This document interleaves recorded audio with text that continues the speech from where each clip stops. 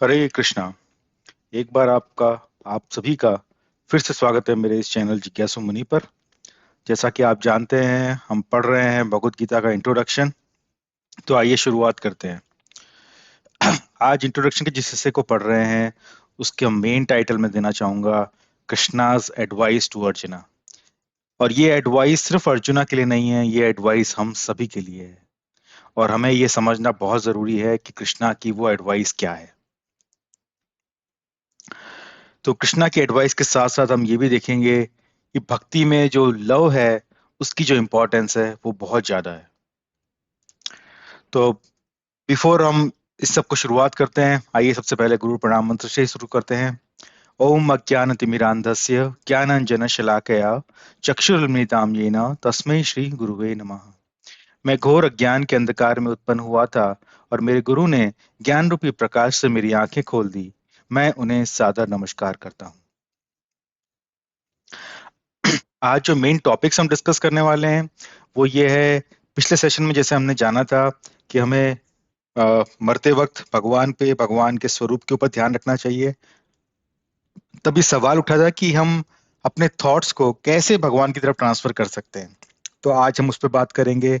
साथ ही हम बात करेंगे कि कृष्णा अर्जुन को क्या एडवाइस, अर्जुन के माध्यम के थ्रू अर्जुन और हमें क्या एडवाइस देना चाह रहे हैं। साथ ही हम जानेंगे कि भक्ति के अंदर प्रेम जो है उसकी इम्पोर्टेंस क्या है। उसके बाद हम जानेंगे कि हम कोई भी कर्म करते हैं तो कैसे करते हैं। और अंत में हम जानेंगे कि सभी कर्म करते वक्त कैसे हम भगवान की रिमेम्बरेंस को बनाए रख सकते हैं, भगवान को हमेशा याद रख सकते हैं। तो आइए शुरू करते हैं। सबसे पहले हम चैतन्य चरितमृत मध्य लीला के इस वर्ष को पढ़ना चाहेंगे। माया मुग्ध जीवेरा नहीं स्वतः कृष्ण ज्ञान, जीवेरा कृपा कैले कृष्ण वेद पुराण। तो इसमें कहा गया है कि बद्ध आत्मा अपने स्वयं के प्रयास से अपनी कृष्ण भावनामृत को पुनर्जागृत जीवित नहीं कर सकती है, लेकिन अकारण दयावश भगवान कृष्ण ने वैदिक साहित्य और उसके पूरक पुराणों का संकलन किया। तो इसमें कहा गया है कि बाय डिफॉल्ट जो लिविंग एंटिटी है, जीवात्मा है, वो अभी तीन मोड्स ऑफ गुणों में, रजोगुण, सतोगुण और तमोगुण के बीच में बंधी हुई है। तो जब हम कोई बंधावा होता है, अगर आपके हाथ और पैर बांध दिए जाते हैं तो आप किसी और बंद आदमी को फ्री नहीं कर सकते और ना ही आप अपनी हेल्प कर सकते हैं। सबसे पहले आपको किसी ऐसे की मदद लेनी पड़ेगी जो फ्री है और जो आपको फ्री कर सके, और वो है एक स्पिरिचुअल मास्टर। और स्पिरिचुअल मास्टर जो यूज करता है जिस तलवार को, वो है वैदिक नॉलेज। और ये वैदिक नॉलेज भगवान श्री कृष्ण ने दयावश जीवात्मा की मुश्किलों को देखते हुए कि किस तरह वो माया के जाल में फंस गया है, उसे फ्री करने के लिए ये वेद और पुराणों को इकट्ठा करके बताया है। और ये सारे वेद और पुराण जिन्होंने संकलित किए हैं वो है कृष्ण द्वापायन वेद व्यास, जो भगवान श्री कृष्ण के ही एक अवतार है। तो वेद व्यास जी ने क्या किया है? तो वेद व्यास जी ने सारे जो वैदिक नॉलेज है उसको कंपाइल्ड किया है। यहाँ ये ध्यान रखना जरूरी है, उन्होंने ये वैदिक नॉलेज को राइट नहीं किया है। उन्होंने ये वैदिक नॉलेज, उनकी कमेंट्री नहीं है ये वैदिक नॉलेज भगवान श्री कृष्ण से आ रही है, सुप्रीम पर्सनैलिटी ऑफ गॉड से। उन्होंने सिर्फ पहले के टाइम में सिर्फ आप सुन के ही चीजों को ग्रास्प कर लेते थे। पर वेद व्यास को जब ये रियलाइज हुआ कि आने वाले समय में, कलयुग में, लोगों की बुद्धि इतनी नहीं रहेगी कि वो सिर्फ सुन के चीजों को ग्रहण कर सकें, इसलिए उन्होंने सारे वैदिक नॉलेज को कंपाइल किया है। So he was not the original author, he is just a compiler. तो कृष्ण द्वापर व्यास ने, व्यास जो है उन्होंने हमें बहुत सारे वैदिक लिटरेचर दिए हैं। सबसे पहले उन्होंने वेदास को चार हिस्सों में डिवाइड किया है और उसके बाद उन्होंने पुराण बनाए हैं। पुराण मेनली उन लोगों के लिए है जो वैदिक नॉलेज को समझने में, डायरेक्ट समझने में असमर्थ है। और उसके बाद उन्होंने महाभारत लिखी है जो कलयुग के टाइम पे लोगों को समझने के लिए बहुत आसान है। और उस महाभारत के बीचों बीच जो है, जो सबसे इंपॉर्टेंट नॉलेज है, एसेंस ऑफ ऑल वैदिक लिटरेचर, वो है भगवत गीता। उसके बाद वैदिक लिटरेचर को सारा समराइज किया है वेद व्यास ने, और उनको वेदांत सूत्र में लिखा है। और फिर उस वेदांत सूत्रा का जो नेचुरल कमेंट्री करी गई है, वो श्रीमद् भागवतम है। तो इसलिए वैष्णवों में श्रीमद् भागवतम की इंपॉर्टेंस जो है वो बहुत ज्यादा है, क्योंकि ये सारे वैदिक नॉलेज का पूरा क्रिस्प ज्ञान है। अगर हम भगवत गीता को एबीसीडी कहेंगे, तो हम श्रीमद् भागवतम को उसकी पीएचडी कहेंगे। तो भगवत गीता में एसेंस है। अगर कोई एसेंस ही समझ सकता है तो बहुत अच्छी बात है, बट अगर किसी वजह से उसको एसेंस समझने में दिक्कत हो रही है और उसको और डिटेल एक्सप्लेनेशन चाहिए, तो श्रीमद् भागवतम उसके लिए रिकमेंड किया जाता है। अब सवाल जो था हमारा पिछली बार, कि हमारे थॉट्स को हम कैसे स्पिरिचुअल बनाएं, मटेरियल से हम स्पिरिचुअल जगत की तरफ अपने थॉट्स को कैसे बनाएं।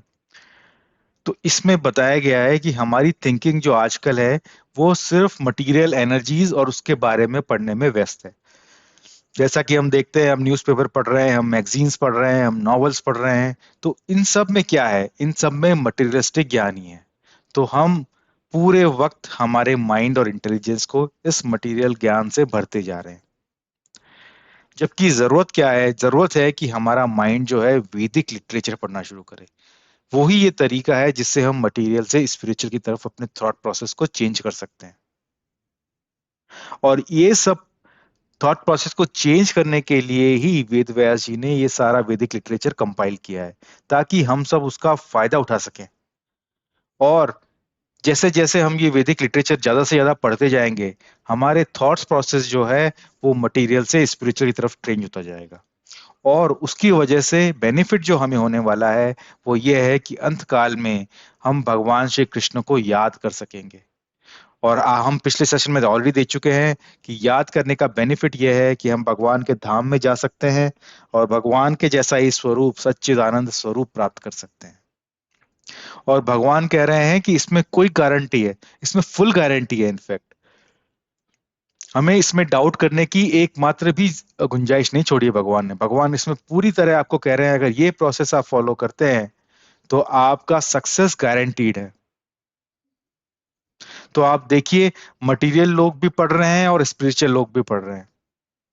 दोनों पढ़ रहे हैं तो पढ़ने की क्रिया सेम है। तो डिफरेंस किस में है? डिफरेंस इसमें है कि किस सब्जेक्ट के बारे में पढ़ रहे हैं। एक कामी पुरुष जो एक नॉवल पढ़ रहा होता है, उसका नॉवल का सब्जेक्ट अलग होता है। सिमिलरली जब एक स्टूडेंट पढ़ रहा होता है तो वो सब्जेक्ट का नॉलेज अलग होता है। एक साइंटिस्ट पढ़ रहा होता है, सब्जेक्ट का नॉलेज अलग होता है। तो सबके सब्जेक्ट्स अलग अलग है। रीडिंग करना सब कर रहे हैं। आप अगर किसी भी बहुत धनवान व्यक्ति से अगर पूछेंगे, जो वर्ल्ड के मोस्ट फेमस पीपल हैं, अगर आप उनसे पूछेंगे, तो लाइफ की जो सबसे एक अच्छी हैबिट आप उन सब में पाएंगे, वो ये है कि वो रीडिंग करते हैं। क्यों? क्योंकि उनमें सभी का कहना है कि अगर जब हम जितना हम रीडिंग करते हैं, तो रीडिंग करते वक्त अगर कोई एक भी आइडिया उनको क्लिक हो गया, तो then they can make millions and billions from that idea. तो रीडिंग की इतनी इंपॉर्टेंस है। बट इसी तरह स्पिरिचुअलिस्ट भी खूब रीडिंग करते हैं। यहाँ सिर्फ हमारा सब्जेक्ट मैटर डिफरेंस है। क्यों? क्योंकि हमारा एम इस मटेरियल वर्ल्ड में हैप्पीनेस और सक्सेस पाना नहीं है। हमारा एम तो इस जगत से बाहर निकलकर प्रभु के धाम में जाना है। अब भगवत गीता 8.7 में भगवान श्री कृष्ण कुछ इस तरह से कह रहे हैं। तस्मात् सर्वेषु कालेषु मामनुस्मरयुध्य च मय्यार्पितमनो बुद्धिर मामे वैश्यस्य संशय। तो इसमें भगवान कह रहे हैं कि अतएव हे अर्जुन, तुम्हें सदैव कृष्ण रूप में मेरा चिंतन करना चाहिए। साथ ही युद्ध करने के कर्तव्य को भी पूरा करना चाहिए। अपने कर्मों को मुझे समर्पित करके तथा अपने मन और बुद्धि को मुझ में स्थित करके तुम निश्चित रूप से मुझे प्राप्त कर सकते हो। ये कृष्णा की बहुत ही इंपॉर्टेंट एडवाइस है, जो वो अर्जुन को दे रहे हैं और अर्जुन के माध्यम से हम सभी को देने की कोशिश कर रहे हैं। तो आइए इसके बारे में और पढ़ते हैं। तो इसमें आप देखते हैं कि कृष्णा जो एडवाइस कर रहे हैं वो अर्जुन को, वो अर्जुन को कह रहे हैं कि वो अर्जुन हमेशा भगवान श्री कृष्ण का ध्यान रखे। का ध्यान रखे मन में अपने, लेकिन साथ ही साथ जो उसको ड्यूटी, जो उसकी रिस्पॉन्सिबिलिटी दी गई है, वो उसको भी पूरा करे। लेकिन ध्यान वो हमेशा भगवान श्री कृष्ण का करे। तो यहाँ देखिए आप, भगवान बिल्कुल भी इम्प्रैक्टिकल नहीं है। अक्सर लोग ये आर्ग्यूमेंट देते हैं कि स्पिरिचुअल नॉलेज जो है या स्पिरिचुअल इंस्ट्रक्शंस जो है वो प्रैक्टिकल नहीं है। आजकल के समय में उसको रियल लाइफ में इंप्लीमेंट नहीं कर सकते। लेकिन यहाँ आप देखिए, अर्जुन जो है वो युद्ध कर रहा है और भगवान कह रहे हैं युद्ध करते वक्त भी तुम मुझे याद करो। तो अगर कोई युद्ध करते वक्त भी भगवान को याद करना अगर संभव है, तो हम अपना रेगुलर नॉर्मल काम करते वक्त भगवान को क्यों नहीं याद कर सकते हैं? बिल्कुल कर सकते हैं। क्यों? क्योंकि काम करे बिना तो इस मनुष्य जीवन को भी नहीं चलाया जा सकता। You can not maintain your body. हम अपने शरीर को ही नहीं रख सकेंगे अगर हम कर्म नहीं करेंगे। शरीर को भूख लगती है, अगर आप खाना नहीं खाएंगे तो आपका शरीर ही नष्ट हो जाएगा। मतलब आप नष्ट हो जाएंगे। आपके आपको जो शरीर मिला हुआ है जिसके थ्रू आप कर्म करने वाले हैं, जब वो शरीर ही नहीं रहेगा तो आप क्या करेंगे? इसीलिए भगवान श्री कृष्ण बहुत ही प्रैक्टिकल कह रहे हैं। वो कह रहे हैं कि आपको अपना व्यवसाय, आपका जो कर्म है, आपका जो जॉब है, उसे छोड़ने की जरूरत नहीं है। चेंज क्या करना है? चेंज आपकी चेतना में करना है। अभी हम जब कुछ भी कर्म करते हैं तो हमारा ध्यान हमेशा उसके फल की तरफ रहता है। हम ये जानते हैं कि हम ये करेंगे तो हमें ये मिलेगा, और ये मिलेगा तो मैं उससे ये करूंगा, ये कर लूंगा तो उसके बाद फिर नेक्स्ट में ये पालूंगा, उससे मैं खुश हो जाऊंगा। तो ये सब हम सोचने की जगह भगवान श्री कृष्ण कह रहे हैं कि आप कर्म करिए, लेकिन आप सोचिए भगवान के बारे में। मां मनुस्मरण, ऑलवेज रिमेंबर कृष्णा। ये भगवान श्री कृष्ण की अर्जुन को एडवाइस है। अब आप देखते हैं कि अगर हम भगवान श्री कृष्ण को, अगर हम शुरू से ही ये याद रखने की प्रैक्टिस अगर आप नहीं करेंगे, तो फिर जब अंत समय जब आएगा तो ये याद रखना बिल्कुल भी संभव नहीं होगा। ये सुनने में बड़ा अच्छा लगता है कि आप जिंदगी भर तो आप मटेरियल थॉट्स में डूबे रहें, और मैं आप सोचें कि अंत समय में जब आखिरी घड़ी होगी तो मैं कृष्णा को याद कर लूंगा। अभी से मुझे ये समय देने की क्यों जरूरत है? तो यहाँ हमें ध्यान देने की जरूरत है कि सारी उम्र जो हम करते हैं, अंत समय पे हमारा ध्यान भी उसी में जाएगा। अगर एक व्यक्ति सारी उम्र शराब पीता रहा है, तो मरते वक्त भी उसके मन में वो शराब का ही ध्यान आएगा। अगर एक पुरुष पर स्त्री गमन करता रहा है, तो मरते समय भी उसके ध्यान में पर स्त्री ही आएगी। इसी तरह अगर एक व्यक्ति सारी उम्र भगवान श्री कृष्ण को याद करता रहा है, तो बहुत चांसेस हैं कि मरते वक्त भी भगवान श्री कृष्ण को कृष्ण को वो याद कर सके।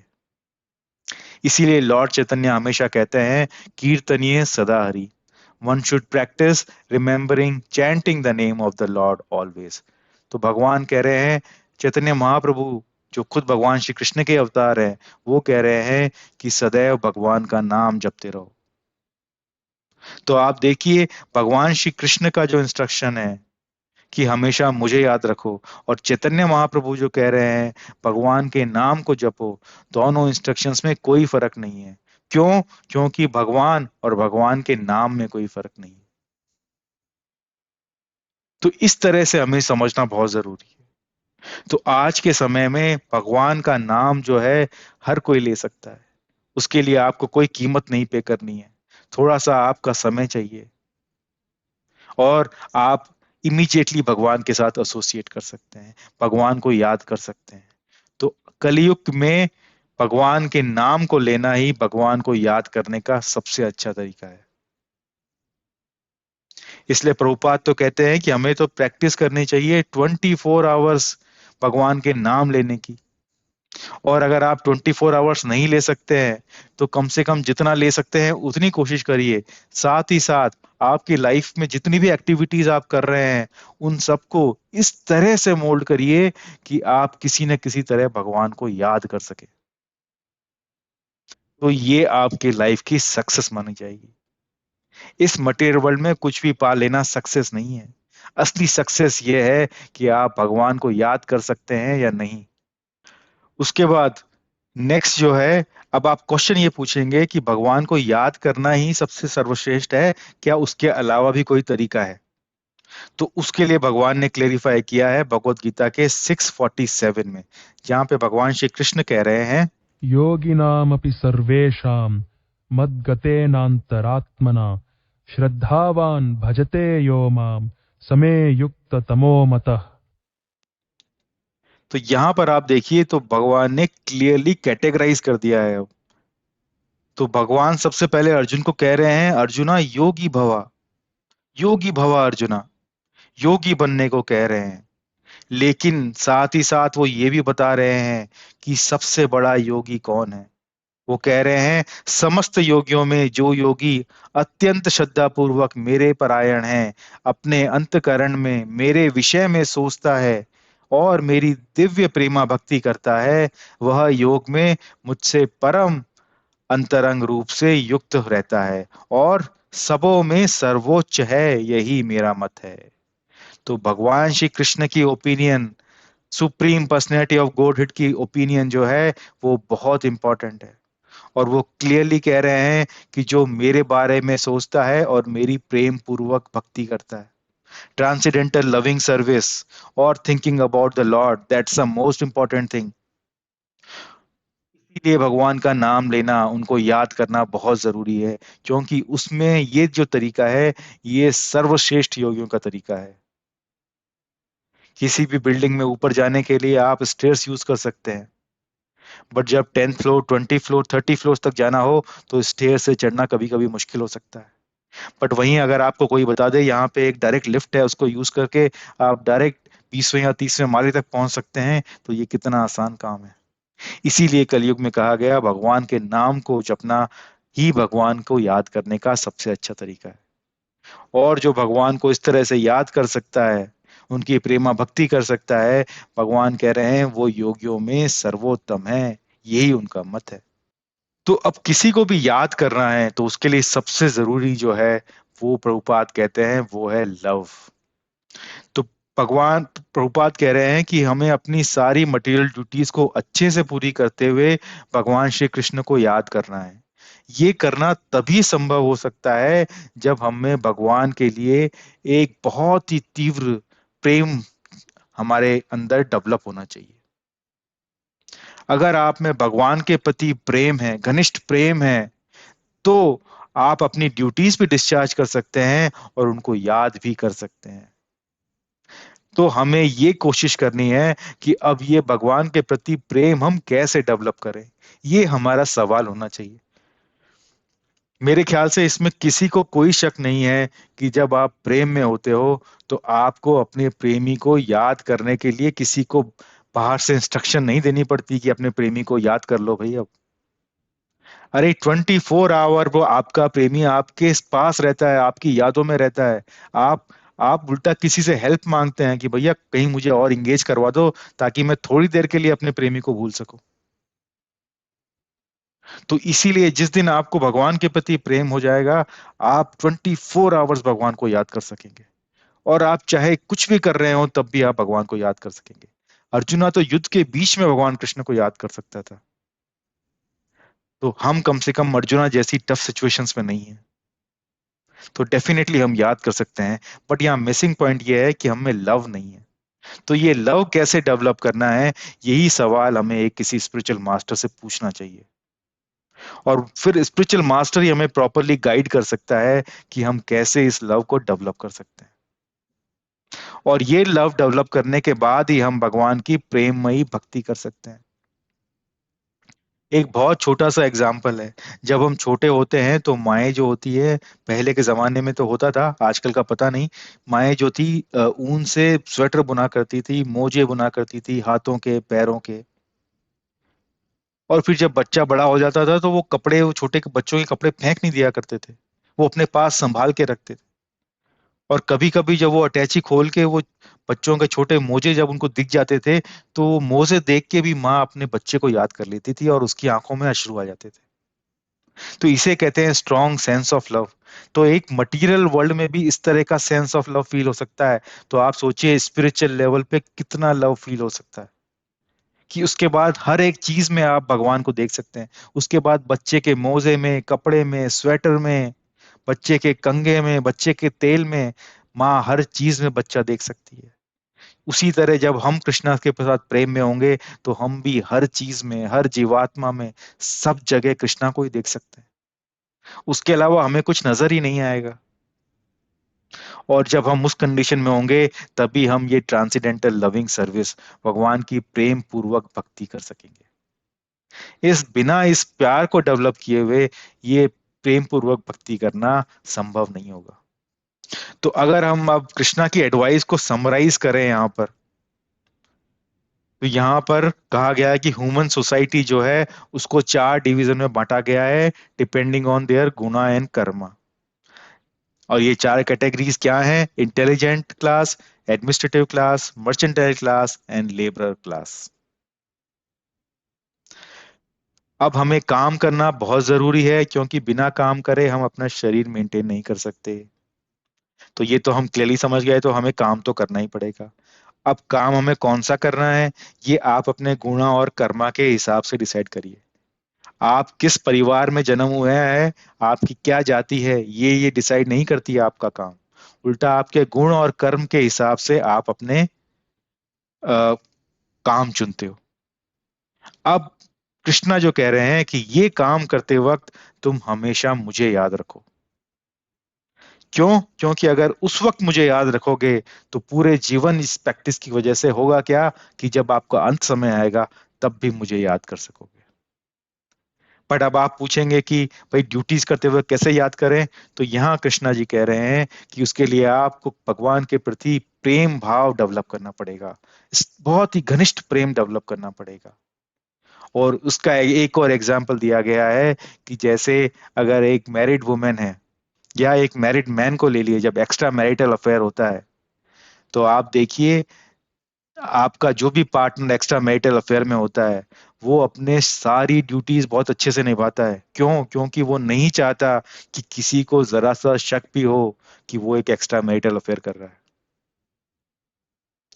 बट वो ये सारी ड्यूटीज अच्छे से निभाते हुए भी हमेशा अपने प्रियतम, अपने प्रेमी के ख्याल में है। क्यों? क्योंकि वो एक strong sense of love develop हो गया है वहां पर। और हमें ये लव जो है ये भगवान के प्रति पैदा करना है, तो ही हमारी लाइफ की सक्सेस होगी। और साथ ही साथ भगवान श्री कृष्ण ने ये भी कह दिया है कि जो इस तरह से भगवान कृष्ण को हमेशा सोचता है हर कर्म के वक्त करते वक्त, ग्रेट फेथ के साथ भगवान की प्रेम पूर्वक भक्ति भी करता है, तो भगवान कह रहे हैं वो टॉप मोस्ट योगी है। और उसका भगवान के धाम में जाना और भगवान से मिल पाना बहुत ही सुगम हो जाता है। तो ये पूरा एक फ्लो चार्ट है जिससे हम समझ सकते हैं कि भगवान कृष्ण अर्जुन को और अर्जुन के माध्यम से हम सभी बद्ध आत्माओं को क्या संदेश देना चाहते हैं। ये एडवाइस हम सबके लिए बहुत इंपॉर्टेंट है। अब मेन जो क्वेश्चन है जो हमें पूछना चाहिए इस पूरे ग्राफ को देख के, कि हम सब कुछ समझ गए ये तो, अब आप ये बताइए कि भगवान के प्रति ये प्रेम हम डेवलप कैसे करें। तो आइए उस पे बात करते हैं। तो उससे पहले हमें ये जानना जरूरी है कि हम कोई भी काम जो है वो कैसे करते हैं। तो उसके पीछे का साइंस प्रभुपाद बताते हुए कहते हैं कि हम अपने शरीर से काम नहीं करते हैं, हम अपने मन और बुद्धि से काम करते हैं। मन और बुद्धि जो काम करने का प्रण कर लेते हैं, सेंसेस सिर्फ उसको फॉलो करते हैं। अगर आप मन से शराब पीने का डिसाइड कर लेंगे, आपकी इंटेलिजेंस आपको उसके लिए अलाउ कर देगी, तो आपके पैर अपने आप ही आपको एक शराब खाने में ले जाएंगे। अगर आपने मन से जुआ खेलना के सोच लिया है, तो आपके हाथ पैर अपने आप पैसे कहीं से भी निकाल कर आपको एक जुए खाने तक ले ही जाएंगे। तो हम काम अपने शरीर से नहीं कर रहे हैं, अपनी मन और बुद्धि से कर रहे हैं। तो इसलिए प्रभुपाद कह रहे हैं अगर मन और बुद्धि को हम भगवान के थॉट में लगा सकें, मन और बुद्धि को इंगेज कर सकें भगवान के बारे में सोचने के लिए, तो बहुत हद तक संभव है कि हमारे बाकी सब सेंसेस भी भगवान की सेवा में ही लग जाएं। तो आप देखिए एक्टिविटीज जो हैं कर्म करते वक्त सेम है, आप बाहर से जब एक्टिविटी करेंगे तो आप कोई डिफरेंस पता नहीं लगा सकते, लेकिन चेंज जो होता है वो चेतना में होता है, मन में होता है, आपकी बुद्धि में होता है। आप देखिए, दो लोग खाना खा रहे हैं, एक भक्त भी खाना खा रहा है और एक कर्मी भी खाना खा रहा है। बट कर्मी जो है वो ये मान रहा है कि मैंने ये दिन भर हार्ड वर्क किया है और इस हार्ड वर्क की वजह से मैंने इतना पैसा कमाया है, उसकी वजह से आज ये खाना मैं खा पा रहा हूँ। साथ ही भक्त जो है वो भगवान खाने को देखकर वो भगवान को सोच रहा है। वो देख रहा है कि ये कृष्णा प्रसाद है, ये भगवान का, मैंने भगवान को भोग लगा के उसके बाद ये भोजन मेरे मिला है, ये भगवान की कृपा दृष्टि मुझे प्राप्त हुई है, और भगवान कृपा वश अपना प्रसाद मुझे दे रहे हैं, और ये मुझे आज खाने को मिल रहा है, ये मेरा सौभाग्य है। तो आप देखिए, बाहर की एक्टिविटीज, जो सेंसेस की एक्टिविटीज हैं, वो सेम है दोनों पर्सन्स की, लेकिन चेतना में कितना फर्क है। इसलिए माइंड और इंटेलिजेंस को, मन और बुद्धि को हमें भगवान के विचारों में संलग्न करना है। यही वो तरीका है जिससे हम भग, सभी काम करते हुए भी भगवान को याद कर सकते हैं। आप देखिए, कोई बर्तन धोते वक्त, कोई गार्डनिंग करते वक्त, पूजा करते वक्त, भोजन बनाते वक्त, कोई घर की सफाई करते वक्त भगवान को याद कर सकता है। अब आप पूछें कैसे? अरे, कोई अपने घर को ही मंदिर मानता है, और उस मंदिर में जब वो सफाई करता है तो वो भगवान को याद कर सकता है। वो मन में कह सकता है कि ये भगवान का घर है और मैं उसके लिए सफाई कर रहा हूँ। ये खाना मैं भगवान के भोग के लिए बना रहा हूँ, उसके बाद जो मुझे कृष्ण प्रसाद मिलेगा वो मैं खाऊंगा। आप घर में जब पूजा करते हैं तो आप ये कहते हैं कि भगवान आप इस घर के मालिक हैं, हम तो आपके सेवक हैं, और बाकी परिवार वाले ये सब आपके भक्त हैं, और आप उन सब भक्तों की सेवा के लिए आपको रखा गया है। तो इस तरह के थॉट प्रोसेस को आप चेंज करके आप अपनी हर डे टू डे की एक्टिविटी में भगवान को याद कर सकते हैं। तो भगवत गीता हमें ये सिखाती है कि हम किस तरह से अपने मन और बुद्धि को भगवान के विचारों में लगा सकते हैं। क्यों? क्योंकि इस तरह से मन और बुद्धि को जब हम भगवान के विचारों में लगा लेंगे तो वो ये बहुत आसान हो जाएगा, मरते वक्त हम अपने आप को भगवान के धाम में ट्रांसफर कर सकेंगे। अंत समय में हम भगवान के स्वरूप को याद करके भगवान के जैसा रूप, सच्चिदानंद स्वरूप पा सकेंगे, और उसके साथ ही हम भगवान के धाम में जा सकेंगे।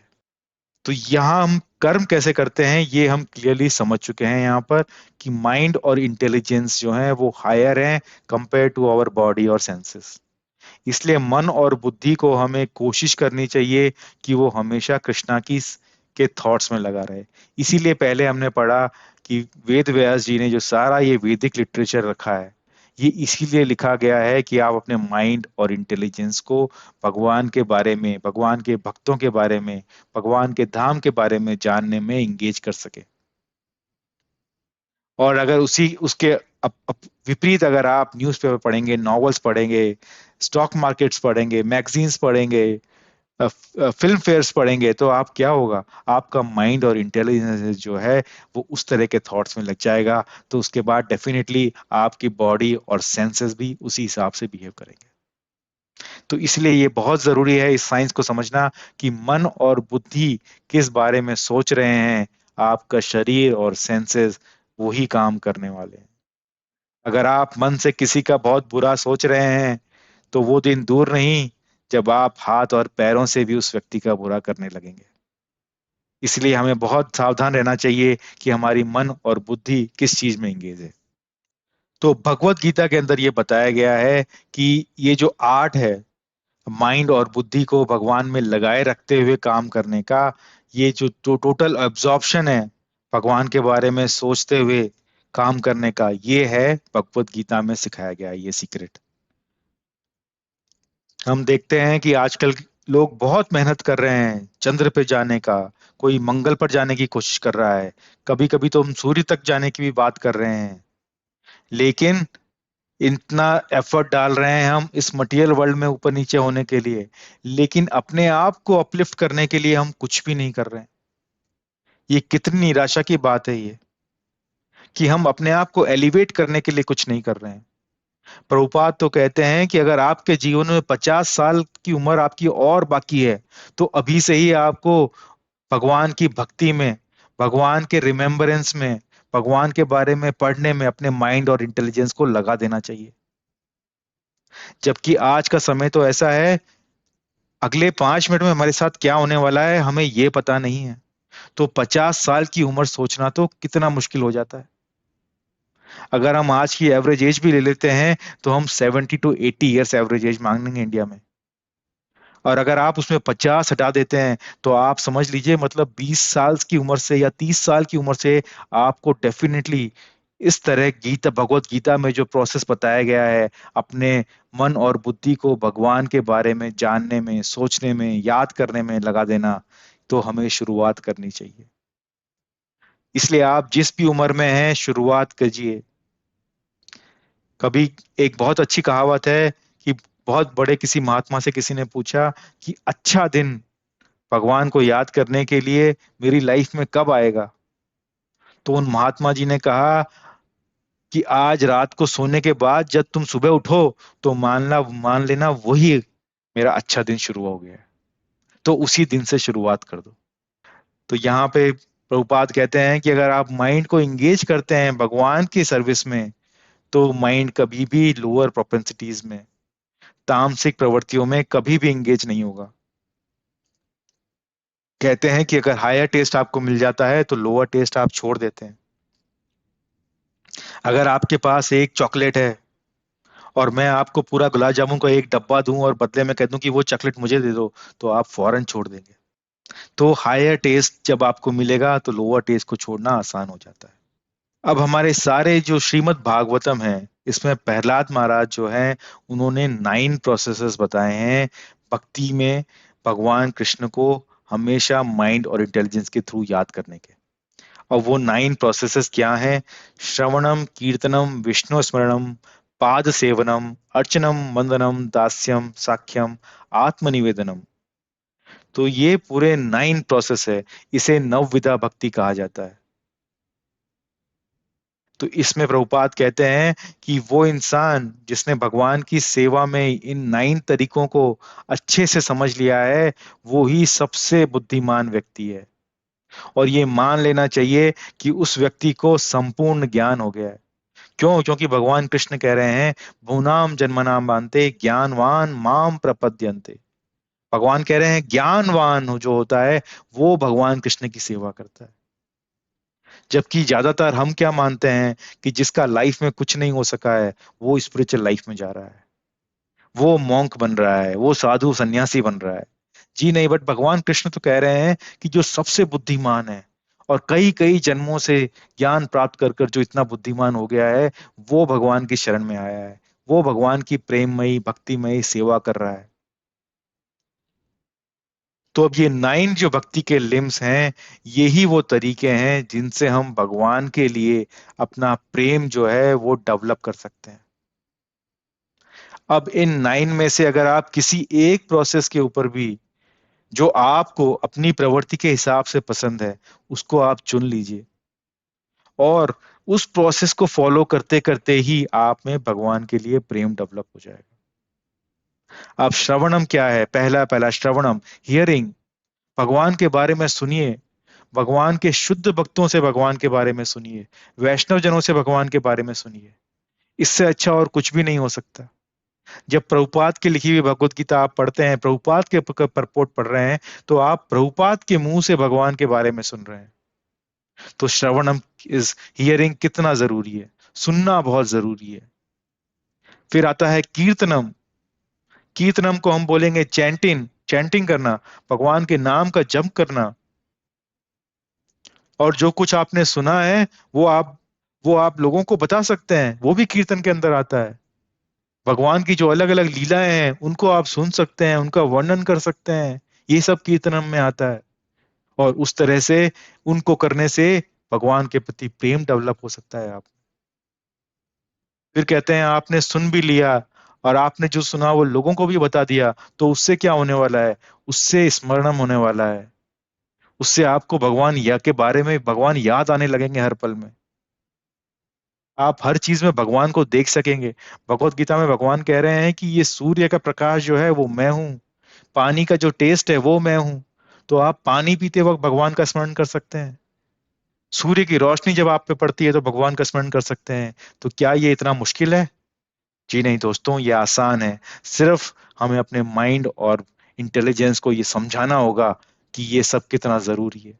इसीलिए भगवत गीता को पढ़ना जरूरी है, क्योंकि ये भी एक एक तरह से हियरिंग कर रहे हैं आप, भगवान कृष्ण को हियरिंग कर रहे हैं थ्रू प्रभुपाद वॉइस। फिर आता है पाद सेवनम, भगवान के चरणों की सेवा करना। आप देखिए लक्ष्मी जी, जिनको कहते हैं जो खूब चंचल हैं, कभी भी एक स्थान पे रुकती नहीं है, लेकिन वो भगवान के चरण की सेवा करने से उठना ही नहीं चाहती। ना तो वो कभी थकती हैं और ना वो वहां से कभी हटना चाहती हैं। तो ये पाद सेवनम है। फिर अर्चनम है, आप भगवान की पूजा कर सकते हैं। आपके घर में वो व्यवस्था नहीं है तो आपके आसपास जो मंदिर है, वहां जो भगवान की पूजा हो रही है वो आप देख सकते हैं। आजकल तो टेक्नोलॉजी का जमाना है। आप कई जगहों पे लाइव आरतियां होती है अलग अलग मंदिरों में, आप वहां जाकर लाइव अपने घर बैठे बैठे आरती देख सकते हैं। तो अर्चनम आप कर सकते हैं, वंदनम कर सकते हैं। प्रेयर्स, प्रेयर्स तो कहते हैं ये सब इतना इंपॉर्टेंट वेपन है जिसका हम यूज ही नहीं करते। हम भगवान से प्रे ही नहीं करते हैं, और प्रे करते भी हैं तो क्या मांगते हैं?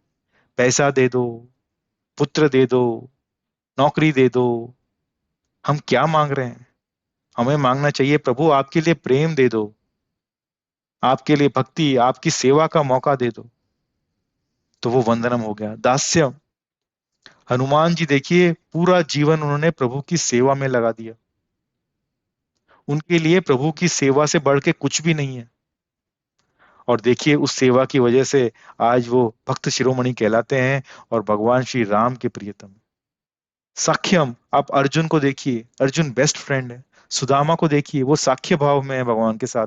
आप भगवान को अपना मित्र बना दिए। भगवान तो खुद कह रहे हैं शुभदम सर्वभूता नाम, मैं हर जीवात्मा का सबसे अच्छा शुभदम, सबसे अच्छा मित्र हूं। बट हम उन्हें मित्र मानने को ही तैयार नहीं है। ये हमारी इग्नोरेंस देखिए आप। फिर आत्मनिवेदनम, कंप्लीट सरेंडर। भगवान के अलावा शरण चाहिए, बस के अलावा मुझे कुछ भी नहीं चाहिए। कहते हैं कि एक शिष्य भी जो है वो अपने आप को पूरी तरह से सरेंडर कर देता है जब गुरु के चरणों में, तभी गुरु उसे दिव्य ज्ञान प्रदान करते हैं। तभी वो नॉलेज ले सकता है जो गुरु उसे प्रदान करना चाहते हैं।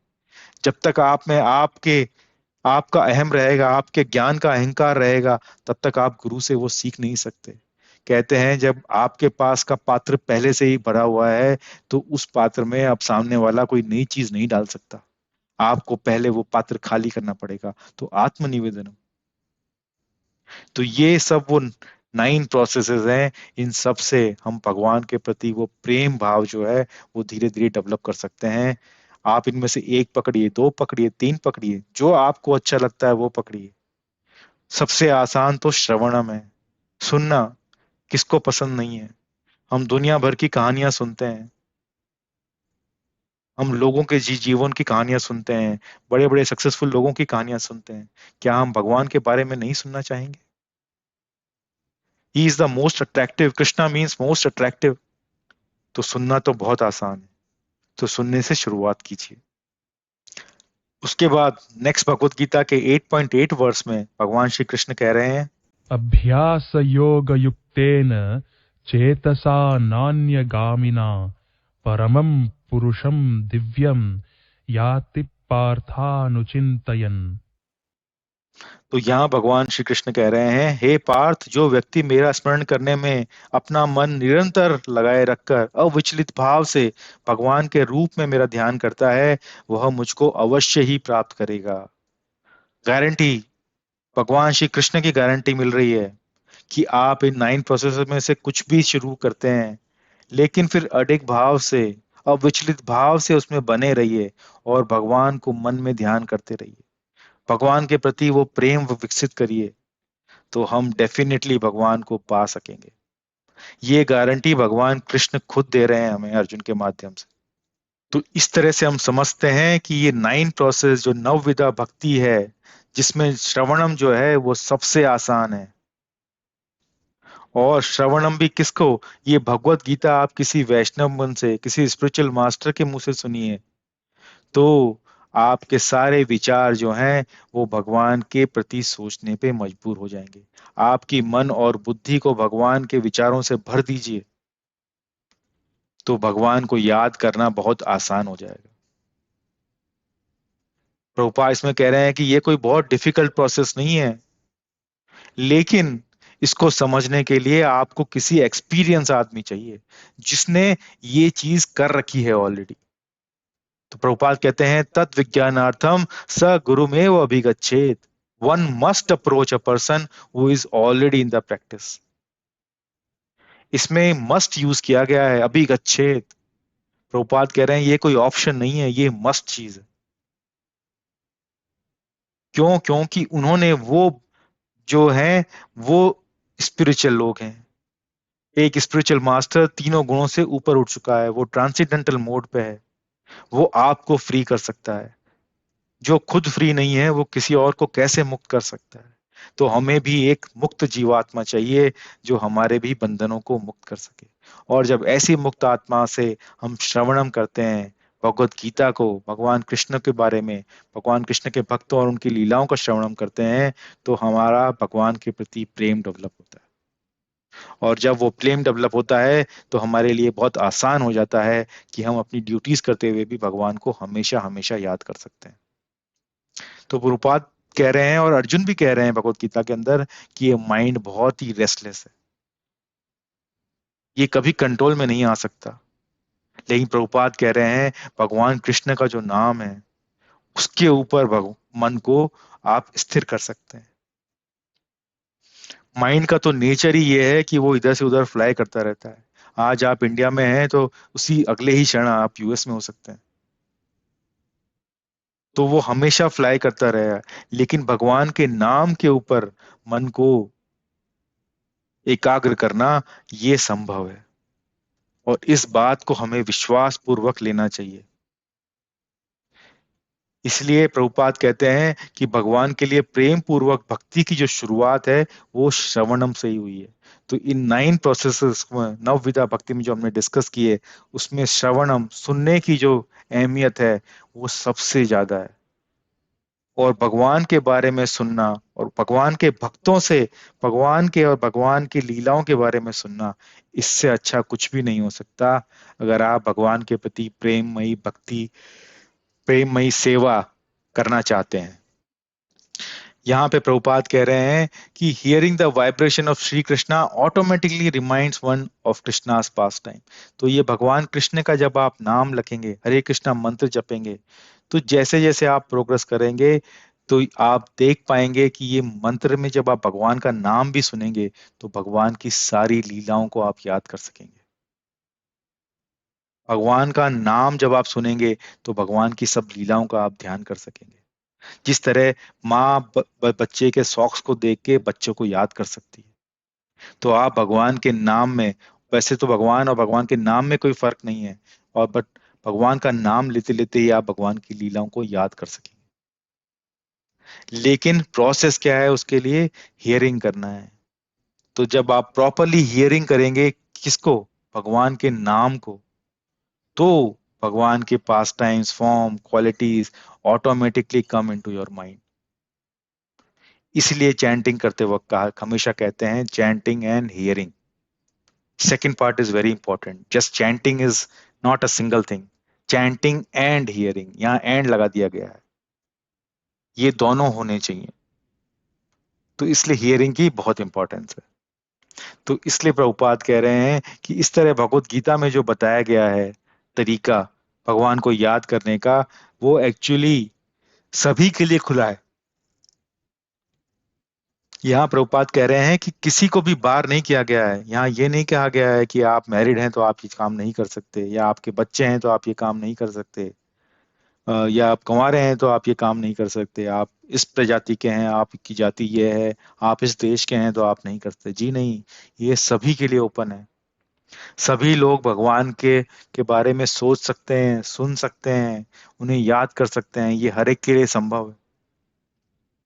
और ये शुरुआत जो वो कह रहे हैं श्रवणम से है, और श्रवणम में भी सबसे इंपॉर्टेंट जो है वो भगवान के नाम को सुनना है। तो चैंट एंड हियर। अब हम एग्जाम्पल देख रहे हैं कि ये जो नवविधा भक्ति के जो 9 अलग अलग प्रोसेसेस थे, उनको किस किस डिवोटी ने फॉलो किया और उन्होंने अपना हाईएस्ट परफेक्शन जो है अचीव किया है। तो हम श्रवणम, जिसको सबसे इजीएस्ट बताया गया है, जिसका मतलब है सुनना, तो आप देखिए परीक्षित महाराज जो हैं, इन्होंने सुखदेव गोस्वामी से पूरी भागवतम सुनी। उनको समय मिला था कि आपके पास 7 दिनों का समय है, उसके बाद आपकी मृत्यु होने वाली है। उन्होंने 7 दिनों तक सब काम छोड़ के सिर्फ श्रवणम किया, और उन्होंने परफेक्शन हासिल किया। कीर्तनम, चैंटिंग करना, ग्लोरीफाई करना, जिस तरह परीक्षित महाराज ने श्रवणम करके परफेक्शन हासिल किया, सुखदेव गोस्वामी ने भगवान परीक्षित महाराज को जब वो भागवतम सुनाई, जब वो ग्लोरीफाई किया भगवान को, भगवान के भक्तों को, तो उन्होंने भी परफेक्शन हासिल किया। फिर स्मरणम, भगवान भक्त प्रहलाद का आप एग्जाम्पल लीजिए, किस किस किस तरह की मुश्किल में उसे डाला नहीं गया, बट हमेशा उसके ध्यान में भगवान का रिमेम्बरेंस बनी रही। वो हमेशा हर वक्त भगवान को याद कर सके, और उन्होंने उस तरह से परफेक्शन हासिल किया। आप पाद सेवनम में जब एग्जाम्पल लेते हैं तो माता लक्ष्मी जी का एग्जाम्पल आता है। वो भगवान के हर समय चरण चरण दबाए रहती हैं। अपने नेचर, जो चंचला उनका नेचर है, एक जगह पे स्थिर रहना मुश्किल है, उसके बावजूद भी वो भगवान के चरणों को छोड़ के और कहीं जाना नहीं चाहती। अर्चना में आप देखते हैं तो पृथु महाराज हैं, वो डीटी वर्शिप करने में है, उन्होंने उस तरह से अपना परफेक्शन हासिल किया। वंदनम, प्रेइंग करने में अक्रूर जी ने इतने अच्छे अच्छे प्रेयर्स श्रीमद् भागवतम में भगवान श्री कृष्ण के लिए कहे हैं, और उस तरह से उन्होंने परफेक्शन हासिल करी है। हनुमान जी का एग्जाम्पल लेते हैं आप दास्यम में, ऑर्डर्स एग्जीक्यूट करने में, चाहे वो संजीवनी बूटी लेके आना हो, चाहे माता सीता की खोज करके आना हो, भगवान के ऑर्डर्स को पूरा करा उन्होंने हर तरह से। तो उन्होंने ये दास्यम वाला प्रोसेस फॉलो किया, और उस तरह से उन्होंने परफेक्शन हासिल किया। साख्य में हम देखते हैं अर्जुना है, अर्जुना भगवान के मित्र थे, और युद्ध करते वक्त भी उन्होंने भगवान को याद करा, और वो सखा भाव की वजह से ही, भगवान को हमेशा याद रखने की वजह से ही, उन्होंने भी भगवान को प्राप्त किया। और अंत में आता है आत्मनिवेदनम, जो है बलि महाराज।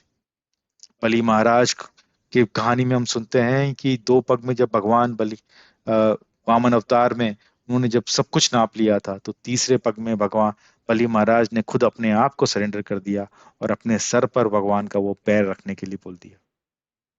तो उस तरह से बलि महाराज ने भी भगवान कृष्ण को पा लिया, खुद भगवान उनके द्वारपाल बन गए। तो आप देखिए ये हर प्रोसेस आपको परफेक्शन की तरफ ले जा सकता है। चॉइस आपकी है।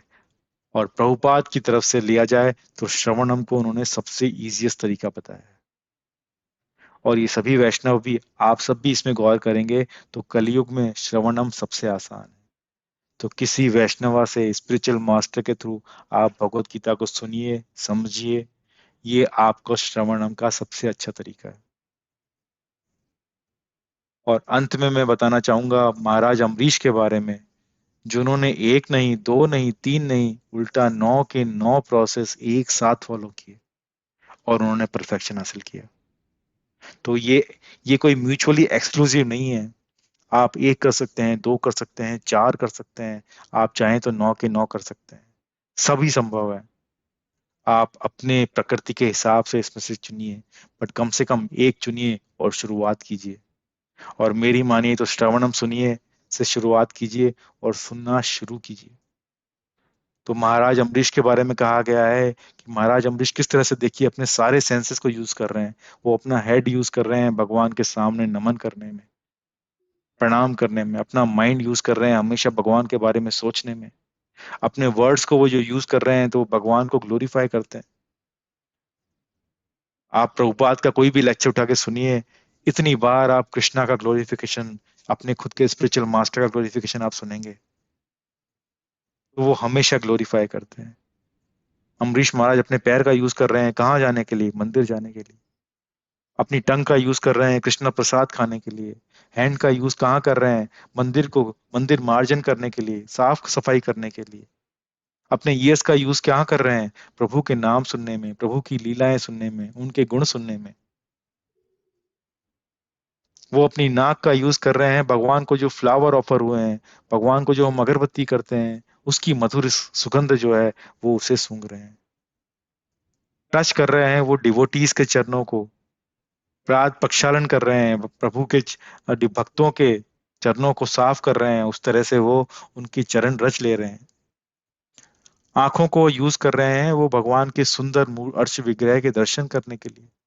तो आप देखिए, इस तरह से हर तरह से वो अपने सारे सेंसेस को यूज कर पा रहे हैं भगवान की सेवा में। क्यों? क्योंकि उन्होंने अपने माइंड और इंटेलिजेंस को जो है वो उसको फुलफिल कर लिया है भगवान और भगवान के थॉट्स को लेके। तो डेफिनेटली आपके बाकी सारे सेंसेस जो हैं वो काम करने लग गए हैं। तो प्रभुपाद कह रहे हैं 24 आवर्स हम सोच सकते हैं भगवान के बारे में, सिर्फ हमारी डिजायर होनी चाहिए। डिजायर होना बहुत इंपॉर्टेंट है। कहते हैं जीवात्मा सिर्फ डिजायर ही करता है, उसके बाद उसको सैंक्शन करने का काम कृष्णा का है। और ये मटेरियल वर्ल्ड उस इच्छा को, आपके पास कितना क्रेडिट है उस हिसाब से आपकी डिजायर को फुलफिल किया जाता है। और अगर आपके पास इस जन्म में वो पूरा क्रेडिट नहीं है कि आपकी डिजायर फुलफिल हो सके, तो भगवान आपको अगला जन्म दे रहे हैं ताकि आप और क्रेडिट कमाएं और फाइनली जो आपकी डिजायर है वो पूरी करें। भगवान नहीं चाहते कि आप अपनी कोई भी अधूरी डिजायर की वजह से को अधूरी डिजायर के साथ उनके पास आ जाए। वो चाहते हैं कि आप अपनी सब डिजायरें यहाँ फुलफिल करें, और उन डिजायर को फुलफिल करने के बाद आप समझें कि यहाँ पे वो असली हैप्पीनेस नहीं है जो मैं चाहता हूँ। तब जब आप भगवान के धाम में जाएंगे तो आप दोबारा कभी लौट के वापस आना नहीं चाहेंगे।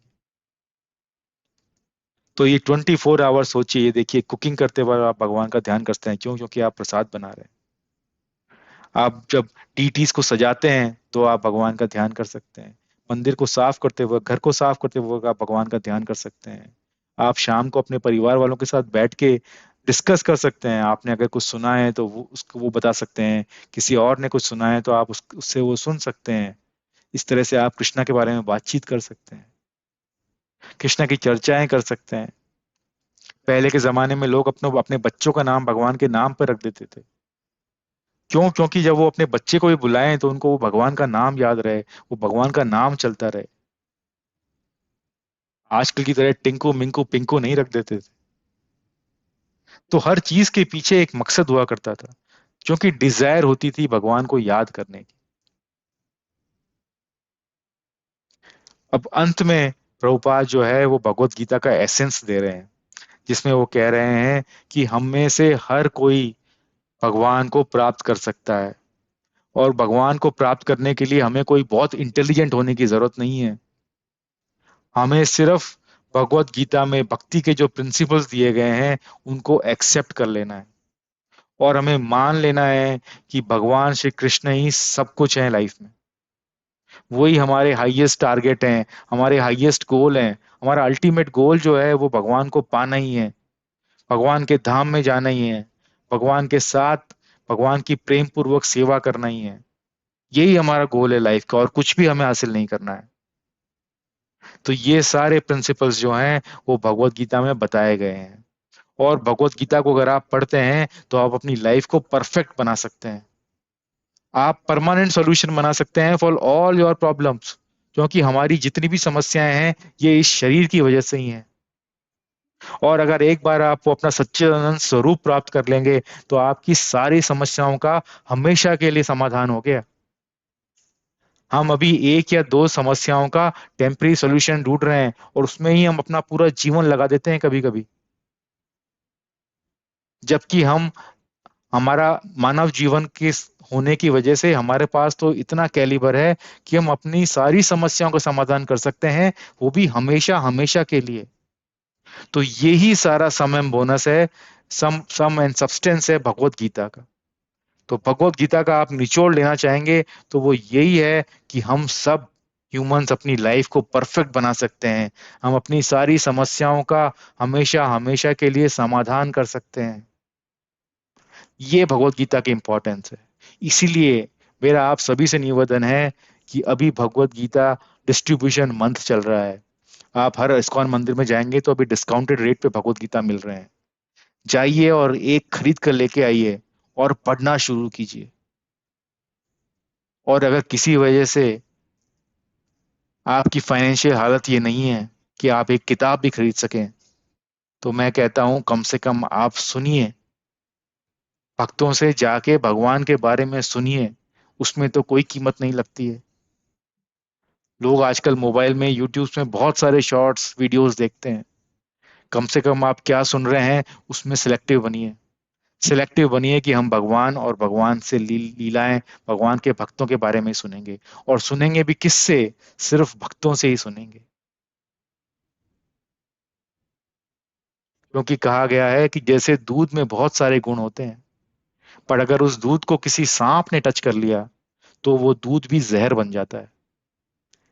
तो इसी तरह कोई अभक्त जब भगवत गीता पे टिप्पणी करता है या भगवान की लीलाएं समझाता है, तो समझ लीजिए वो भगवान की लीलाएं आपके लिए जहर की तरह से काम करेंगी। और आप कभी भी भगवान का सही स्वरूप नहीं समझ पाएंगे, भगवान के दिया गया सही मैसेज नहीं समझ पाएंगे। इसलिए एक शुद्ध भक्त से भगवान के बारे में सुनना, भगवत गीता पढ़ना, भगवत गीता सुनना, ये एक बहुत अच्छा तरीका है हमारा भगवान के प्रति प्रेम डेवलप करने में। यही भगवत गीता का एसेंस है। तो इसी के साथ ये सेशन अंत होता है और हम पंचतत्व मंत्र के साथ हरे कृष्णा मंत्र का उच्चारण करेंगे। जय श्री कृष्ण चैतन्य प्रभु नित्यानंदा, श्री अद्वैत गदाधरा शिवासादि गौर भक्त वृंदा। हरे कृष्णा कृष्ण कृष्णा हरे हरे, हरे रामा राम राम हरे हरे। एक बार फिर से कहिए, हरे कृष्णा कृष्णा कृष्णा हरे हरे, हरे रामा राम राम हरे हरे। तो मेरा पूरा यकीन है कि आप इस सेशन में समझ पाए होंगे कि किस तरह से हम भगवान को याद कर सकते हैं अपनी डे टू डेज की ड्यूटीज करने में। हम समझ पाए हैं कि इसके लिए जरूरी है हमें भगवान के प्रति प्रेम डेवलप होना। प्रेम डेवलप होने के लिए 9 तरह की नवविधा भक्ति दी गई है, जिसमें श्रवणम सबसे इम्पोर्टेंट है। और हम सभी श्रवणम से शुरुआत कर रहे हैं।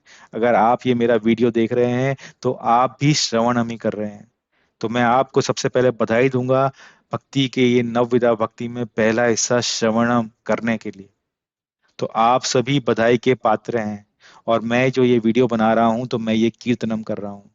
तो आप और मैं, हम दोनों इसके थ्रू लाभार्थ हो रहे हैं। तो मेरे साथ अभी तक बनाए रहने के लिए बहुत बहुत धन्यवाद। और मैं जल्दी ही आप सभी से मिलूंगा नेक्स्ट सेशन के अंदर, जो शायद हमारा आखिरी सेशन होगा, जिसके साथ हम भगवत गीता का इंट्रोडक्शन फिनिश करेंगे। तो तब तक के लिए आप मुझे आज्ञा दीजिए। हरे कृष्णा।